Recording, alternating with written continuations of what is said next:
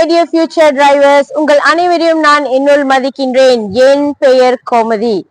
யார் யாரெல்லாம் இன்னும் கார் ஓட்டாம இருக்கீங்க? யார் யாருக்கெல்லாம் கார் ஓட்டணும்னு ஆசையா இருக்கு?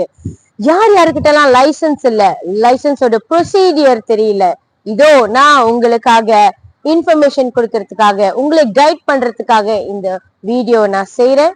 நான் ஒரு குவாலிஃபைட் டிரைவிங் இன்ஸ்ட்ரக்டராகவும் லெக்சரராகவும் ஷாலாம் ஏரியால பணி புரிஞ்சுக்கிட்டு இருக்கேன்.